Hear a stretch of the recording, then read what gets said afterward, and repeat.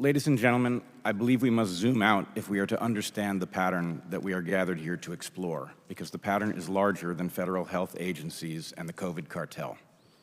If we do zoom out and ask, what are they hiding, the answer becomes as obvious as it is disturbing. They are hiding everything. It will be jarring for many to hear a scientist speak with such certainty. It should be jarring. We are trained to present ideas with caution, as hypotheses in need of a test. But in this case, I have tested the idea, and I am as certain of it as I am of anything. We are being systematically blinded. It is the only explanation I have encountered that will not only describe the present, but also, in my experience, predicts the future with all but perfect accuracy. The pattern is a simple one. You can see it clearly and test it yourself. Every single institution dedicated to public truth-seeking is under simultaneous attack. They are all in a state of collapse. Every body of experts fails utterly. Individual experts who resist, or worse, in an attempt to return their institutions to sanity, they find themselves coerced into submission.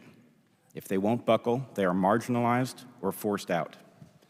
Those outside of the institutions who either seek truth alone or who build new institutions with a truth-seeking mission face merciless attacks on both their integrity and expertise, often by the very institutions whose mission they refuse to abandon. There is a saying in military circles, once is a mistake, twice is a coincidence, 3 times is enemy action. I have no doubt that given an hour, the people on this panel could point to 100 examples of the pattern I have just described, while finding even a handful of exceptions would pose a significant challenge. We are left in a fool's paradise. Our research universities spend huge sums of public money to reach preordained conclusions.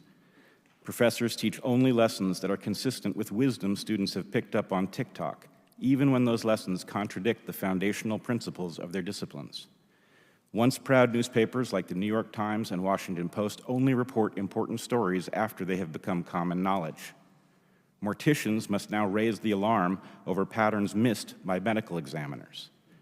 The CDC has become an excellent guide to protecting your health, but only for people who realize you should do the opposite of whatever it advises.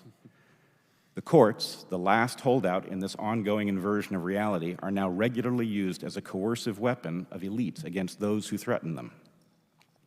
We have literally witnessed the Department of Homeland Security attempt to set up a truth ministry and declare accurate critique of government as a kind of terrorism. To my fellow patriots in the West, the pattern is unmistakable. I cannot tell you with any certainty who they are or what they hope to accomplish, but I can tell you that we are being systematically denied the tools of enlightenment and the rights guaranteed in our Constitution. We, those who remain dedicated to the values of the West, must fight this battle courageously, and we must win.